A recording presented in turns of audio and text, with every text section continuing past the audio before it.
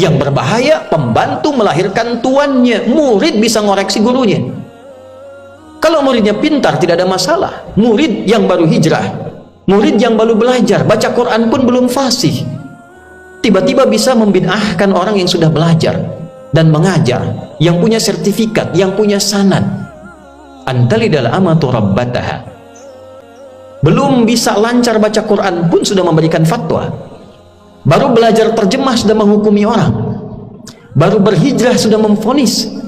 Bahkan yang paling bahaya, tidak berkompeten di bidangnya sudah komentar. Maka malaikat tadi yang sedang menyamar kemudian berkata, kalau begitu tunjukkan tanda-tandanya.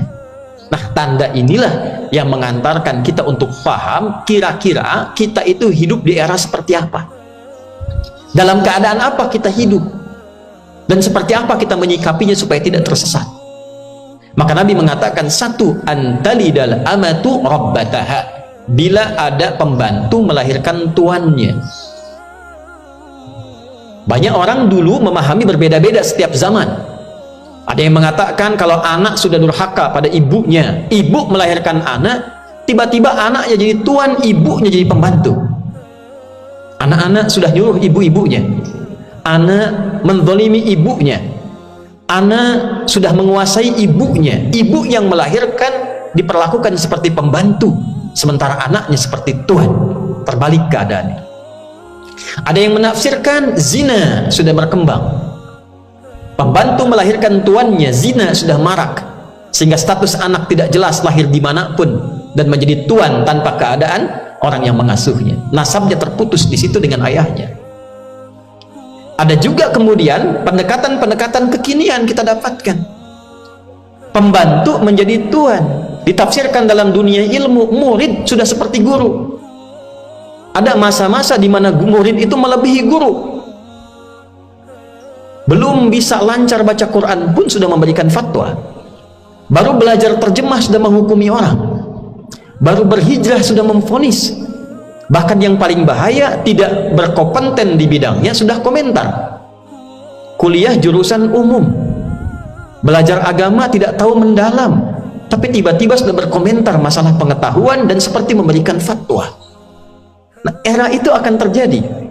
Dan puncaknya kalau kita bandingkan detail tafsir di hadis lain, misal dalam kitab yang sama, Sahih Muslim nomor hadis 2673, di Al-Bukhari nomor hadis ke-100, rawinya anaknya Umar bin Khattab, ya. Atau ada yang mengatakan satu riwayat lain Abdullah bin Amr bin As. Jadi ada Abdullah bin Umar bin Khattab, ada Abdullah bin Amr bin As. Yang tadi Umar bin Khattab, yang ini Abdullah bin Amr, anak sahabatnya Umar bin Khattab, Abdullah bin Amr ibn As. Beliau menyampaikan dari Nabi sallallahu alaihi wasallam, innallaha la yaqbidul ilma intiza'an yantazi'uhu minal ibad, walakin yaqbidul ilma biqabdil ulama, hatta idza lam yubqi 'alima ittakhadha an-nasu ru'usan juhala fasu'ilu fa'aftau fadallu adallu. Hadisnya sahih. Kata Abdullah bin Amr ibn al-As radhiyallahu ta'ala anhuma mengatakan dari Nabi sallallahu alaihi wasallam, Allah itu tidak akan mengambil ilmu langsung ilmunya diambil dari seorang hamba. Jadi ada satu masa keadaan itu akan berbeda, pemilik-pemilik ilmu itu mulai sedikit, ahli ilmu, ulama, pakar di bidangnya mulai sedikit, tapi Allah nggak ngambil ilmunya langsung. Bukan tafsirnya diambil sehingga tidak ada tafsir lagi, bukan hadisnya diambil sehingga tidak ada hadis lagi, tidak. Walakin yantazi' yaqbidul ilma biqabdil ulama, tapi ulamanya mulai wafat satu-satu. Pakar tafsir meninggal, pakar hadis meninggal, pakar fikih meninggal, sehingga yang tersisa tinggal sedikit.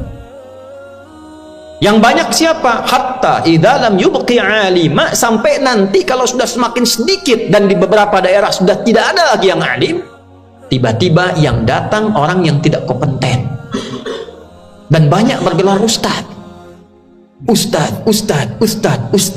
tapi tidak punya kepakaran.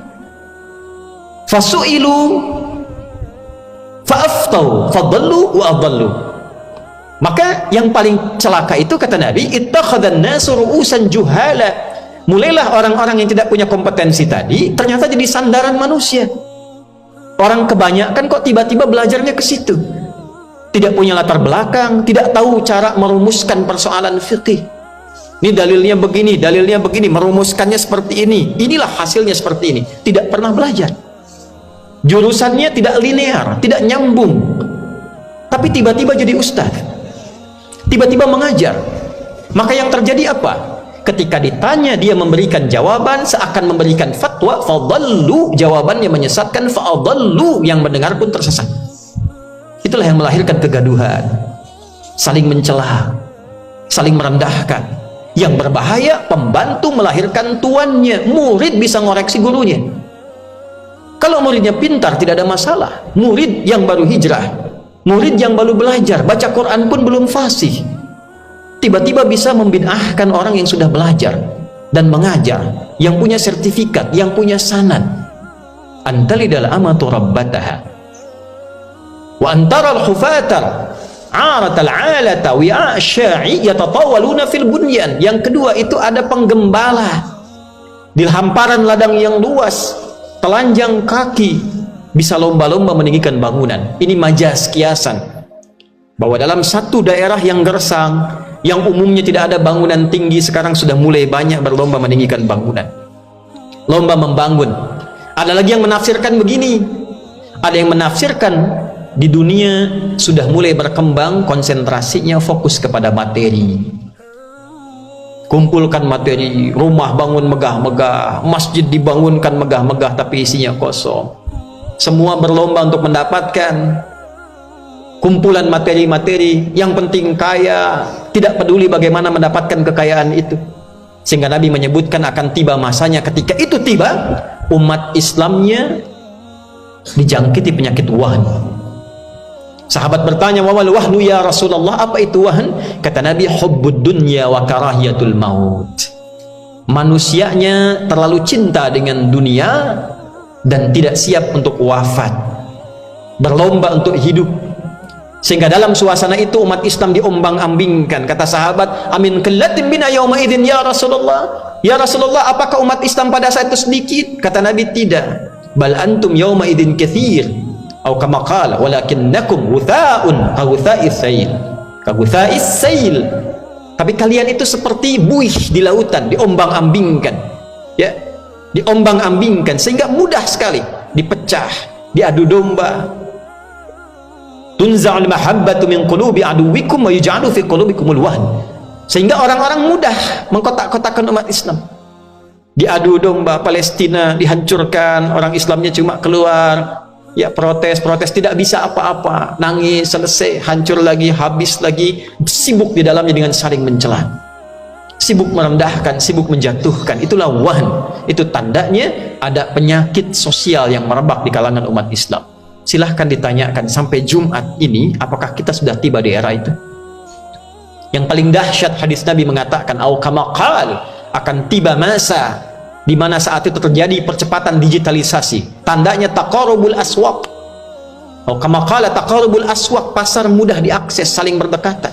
Dulu berangkat pakai motor, ojek, sekarang klik datang.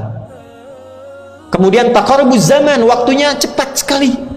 Setahun kayak sebulan. Kayaknya baru kelas 1, sekarang sudah kelas 5. Cepat. Setahun kayak sebulan, sebulan kayak sepekan, sepekan kayak sehari, sehari kayak sekilatan. Tapi di masa itu ketika terjadi, Nabi mengatakan, yantashirul kadzib tantashirul fitan. Fitnahnya makin menyebar, manipulasi dan dusta semakin tidak bisa dikendalikan. Banyak.